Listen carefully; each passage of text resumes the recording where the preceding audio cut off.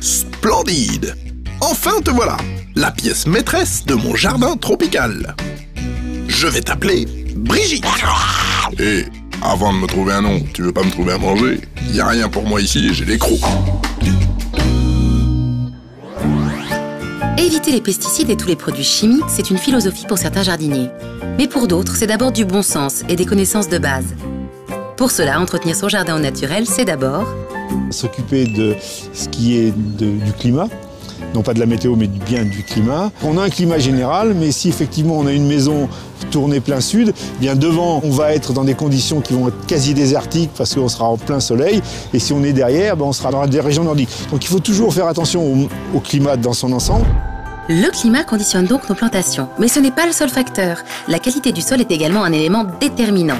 C'est pourquoi vous devez toujours faire un diagnostic de votre terre pour pouvoir planter à bon escient.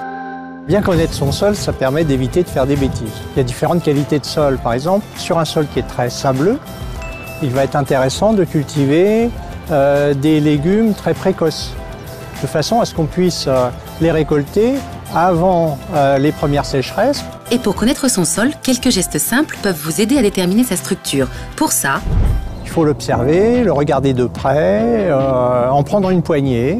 Regardez si la terre est file entre les doigts, si au contraire elle colle aux mains.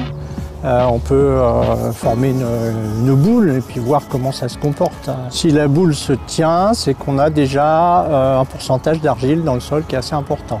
Si on n'arrive pas à former une boule, c'est que le sol est sûrement très sableux. Et si on peut l'étirer en boudin, et si même en plus on peut faire une sorte d'anneau avec le boudin et qu'on recolle les morceaux, là on est carrément sur de la terre glaise, c'est-à-dire presque de l'argile pure. climat, sol, vous devez donc bien connaître votre environnement pour bien jardiner, car plantes et légumes se répartissent sur vos terres en fonction de ces deux critères. D'où l'importance de bien lire les étiquettes, source précieuse d'informations. Les étiquettes ont bien évolué parce qu'on va vous donner un certain nombre d'éléments. Si la plante aime l'ombre, le plein soleil ou si elle peut être mixte. On vous indique la date de semis ou de plantation en fonction de la région dans laquelle vous êtes.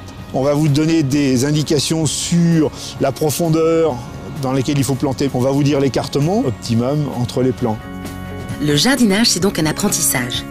Vous n'êtes pas obligé d'avoir la science infuse, mais en revanche, anticipation et bon sens sont de rigueur.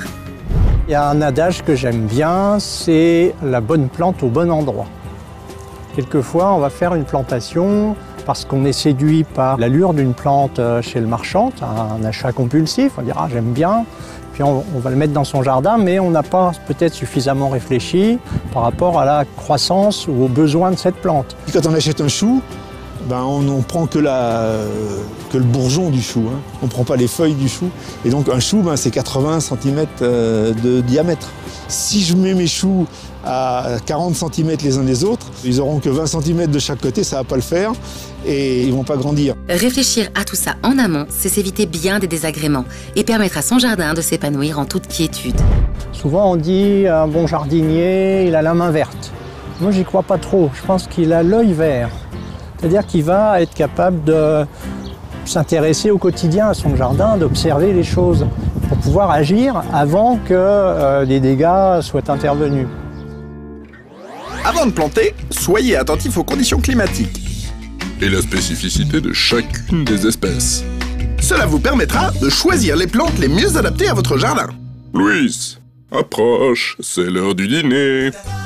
Allô maman, je peux venir chez toi quelque temps?